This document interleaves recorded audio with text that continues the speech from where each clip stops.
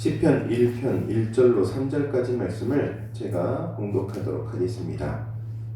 복 있는 사람은 악인들의 꾀를 따르지 아니하며 죄인들의 길에 서지 아니하며 오만한 자들의 자리에 앉지 아니하고 오직 여호와의 율법을 즐거워하여 그의 율법을 주야로 묵상하는도다. 그는 시냇가에 심은 나무가 철을 따라 열매를 맺으며 그 잎사귀가 마르지 아니함 같으니 그가 하는 모든 일이 다 형통하리로다. 아멘. 이것은 우리 주님의 말씀입니다.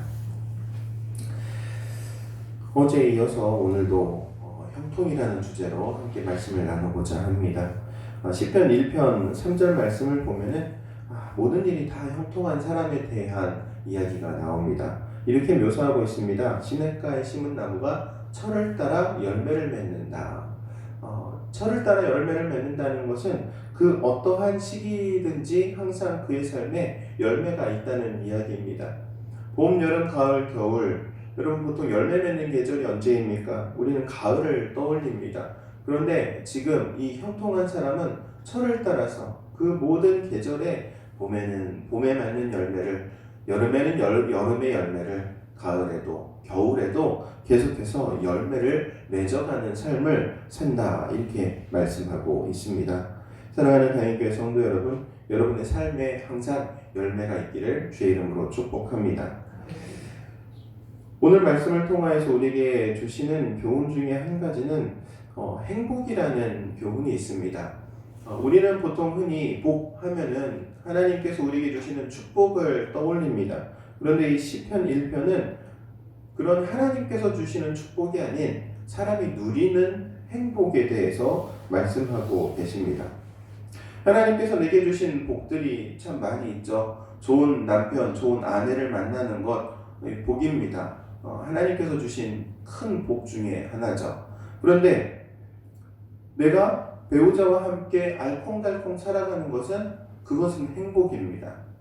아무리 좋은 배우자를 만난다 할지라도 항상 싸우고 살아간다면 싸우면서 사는 그 삶은 어떻게 보면 행복과는 거리가 먼 삶이 되겠죠. 부족한 배우자를 만나도 서로가 서로에게 맞춰가면서 살아간다면 오히려 행복할 수 있습니다. 이게 바로 축복과 행복의 차이라고 말할 수 있습니다. 나에게 주어진 것을 누리면서 살아가는 삶이 행복이다, 이렇게 말할 수 있는 것이죠. 제가 아는 한 집사님의 이야기입니다. 이 집사님이 사업을 크게 하시는데 하루는 이 직원이 휴가를 내서 며칠 자리를 비우게 됐어요. 그래서 이 직원 대신에 은행에 일을 보러 갔답니다. 은행에 일을 보러 갔는데 이 집사님도 오랜만에 은행을 갔다고 해요. 십수년 만에 은행을 가가지고 일을 보러 갔는데 어떻게 해야 될지를 모르겠는 거예요. 갔더니 거기서 먼저 그러는 거예요. 일부러 오셨습니까? 네, 일부러 하는데 어떻게 될지 모르겠네요. 그러니까 번호표를 뽑고 기다리세요. 번호표를 뽑고 1시간을 기다려가지고 은행 일을 다 봤다 그래요. 나중에 돌아와가지고 그 직원한테 야, 은행 일을 보는데 이렇게 시간이 오래 걸리더라. 그러니까 이 직원이 하는 말이 아니 사장님 그냥 VIP 룸으로 가면 되는데 번호표 뽑고 기다리셨어요. 그러더랍니다. 이 사장님이 워낙 사업을 크게 하시는 분이어가지고 은행을 가면 원래는 VIP실로 그냥 가면 되는 거예요.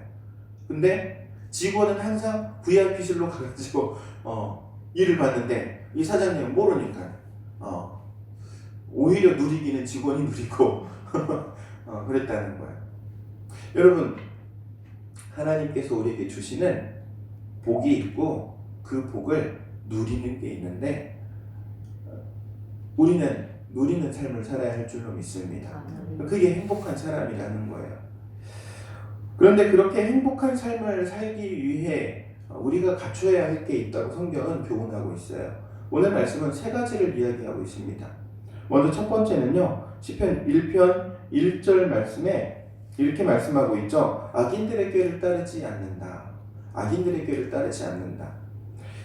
여러분, 생각부터 모든 일이 시작이 돼요.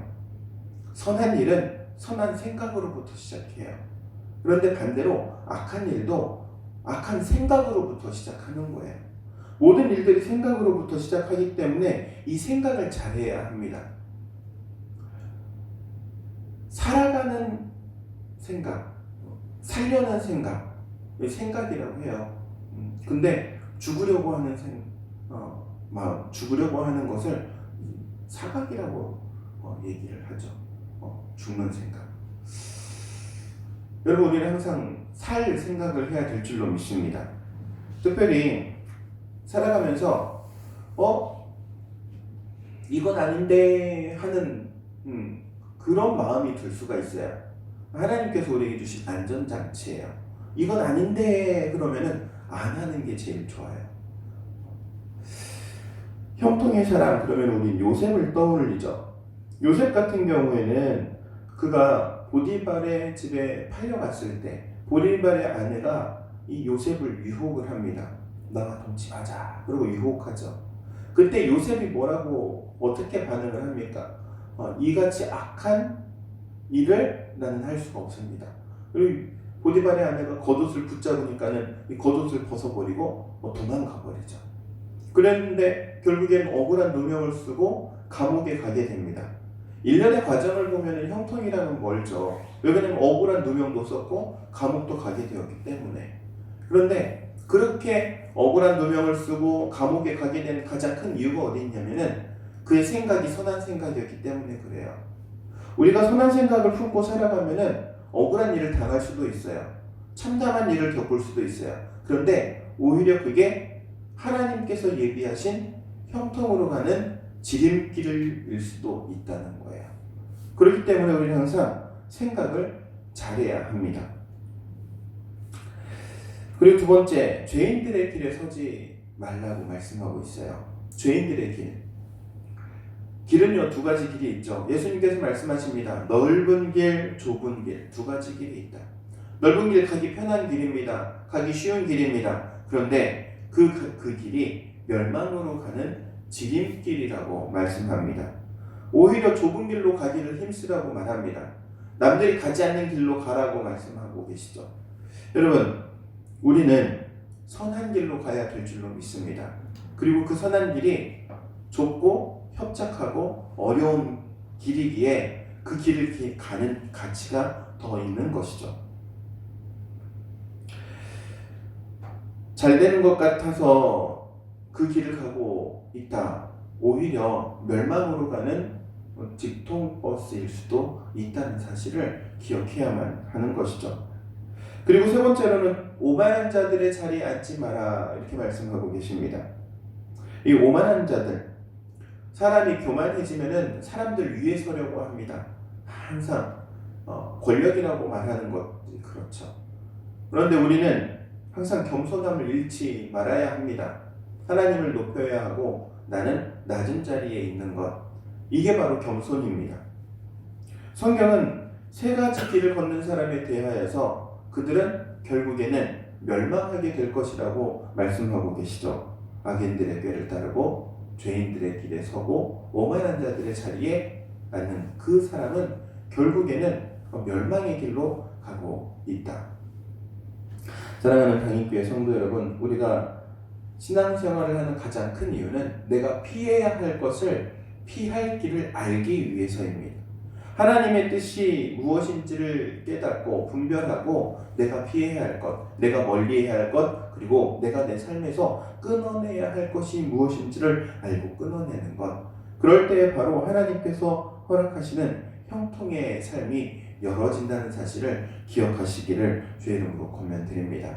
우리가 삶에서 멀리해야 하고 끊어내야 하고 그리고 또한 잘라내야 할 것이 있는지를 돌아보고 또 오늘 하루 시작하는 이 귀한 시간에 하나님, 내가 어떻게 살아야 할지 그리고 내 삶에서 멀리해야 할 것이 무엇인지를 하나님 가르쳐 주옵소서. 기도하며 시작하는 하루가 되시기를 주의 이름으로 축원드립니다. 기도하도록 하겠습니다. 사랑과 은혜가 충만하신 하나님, 은혜를 구합니다.